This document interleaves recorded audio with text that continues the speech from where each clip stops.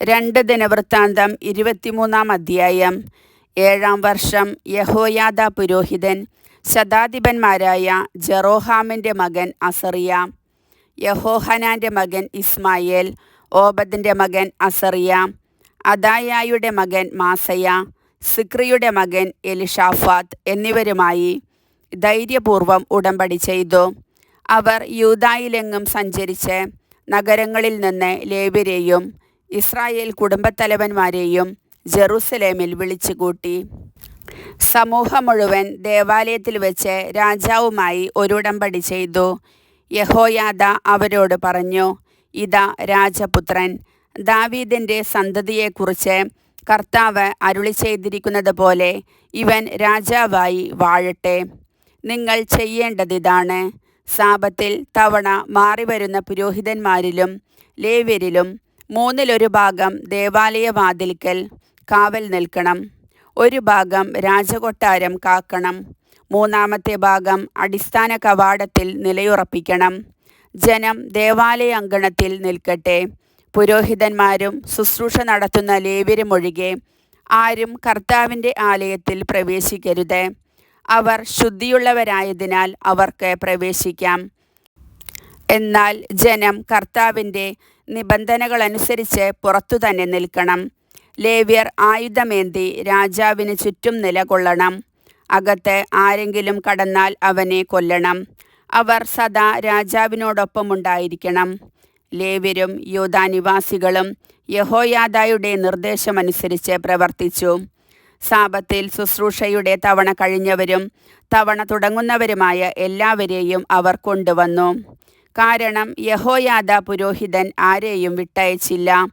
ദേവാലയത്തിൽ സൂക്ഷിച്ചിരുന്ന ദാവീദു രാജാവിൻ്റെ കുന്തങ്ങളും ചെറുതും വലുതുമായ പരിചകളും എടുത്ത് യഹോയാദാ നായകന്മാരെ ഏൽപ്പിച്ചു.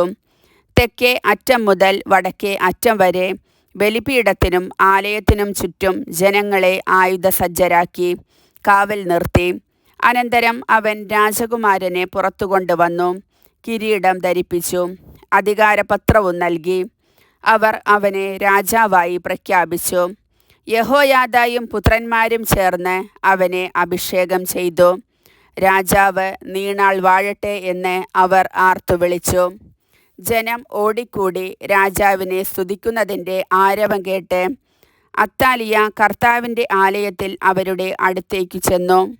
ദേവാലയ കവാടത്തിൽ സ്തംഭത്തിനു സമീപം രാജാവ് നിൽക്കുന്നത് അവൾ കണ്ടു.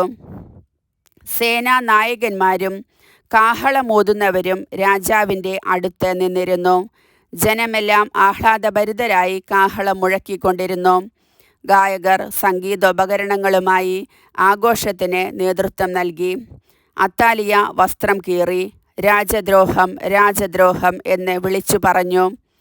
യഹോയാദാ പുരോഹിതൻ സേനാധിപന്മാരെ വിളിച്ചു പറഞ്ഞു, അവളെ സൈന്യനിരകളുടെ ഇടയിലൂടെ പുറത്തു കൊണ്ടുവരുവിൻ. ആരെങ്കിലും അവളെ അനുഗമിച്ചാൽ അവനെ വാളിനിരയാക്കുവിൻ. അവൻ തുടർന്നു, അവളെ കർത്താവിൻ്റെ ആലയത്തിൽ വച്ച് കൊല്ലരുത്. അവർ അവളെ പിടിച്ച് കൊട്ടാരത്തിൻ്റെ അശ്വകവാടത്തിങ്കൽ കൊണ്ടുവന്ന് വധിച്ചു.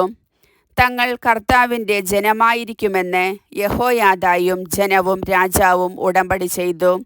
ജനമെല്ലാം കൂടി ബാലിൻ്റെ ആലയത്തിൽ കടന്ന് അത് തകർത്തു. അവൻ്റെ ബലിപീഠങ്ങളും വിഗ്രഹങ്ങളും തച്ചുടച്ചു. ബാലിൻ്റെ പുരോഹിതനായ മത്താനെ ബലിപീഠത്തിന് മുൻപിൽ വെച്ച് വധിച്ചു. യഹോയാദാ പുരോഹിതന്മാരുടെയും ലേവ്യരുടെയും മേൽനോട്ടത്തിൽ കർത്താവിൻ്റെ ആലയത്തിന് കാവൽക്കാരെ ഏർപ്പെടുത്തി. ദാവീദ് തൻ്റെ വിധിപ്രകാരം സന്തോഷത്തോടും ഗാനാലാപത്തോടും കൂടെ മോശയുടെ നിയമമനുസരിച്ച് കർത്താവിന് ദഹനബലികൾ അർപ്പിക്കുന്നതിനും അവിടുത്തെ ആലയത്തിൻ്റെ ചുമതല വഹിക്കുന്നതിനും ലേവ്യ പുരോഹിതന്മാരെയും ലേവ്യരെയും നിയോഗിച്ചിരുന്നു. ഏതെങ്കിലും വിധത്തിൽ അശുദ്ധരായവർ കർത്താവിൻ്റെ ആലയത്തിൽ പ്രവേശിക്കാതിരിക്കുന്നതിന് വാതിൽ കാവൽക്കാരെയും യഹോയാദാ നിയമിച്ചു. സേനാനായകന്മാർ, പൗരമുഖ്യർ, ദേശാധിപന്മാർ എന്നിവരുടെയും ജനത്തിൻ്റെയും അകമ്പടിയോടെ അവൻ രാജാവിനെ കർത്താവിൻ്റെ ആലയത്തിൽ നിന്ന് ഉപരികവാടത്തിലൂടെ കൊട്ടാരത്തിലേക്ക് ആനയിച്ചു സിംഹാസനത്തിൽ അവരോധിച്ചു. ജനം ആഹ്ലാദിച്ചു. അത്താലിയ വാളിനിരയായതോടെ നഗരം ശാന്തമായി. കർത്താവിൻ്റെ വചനം.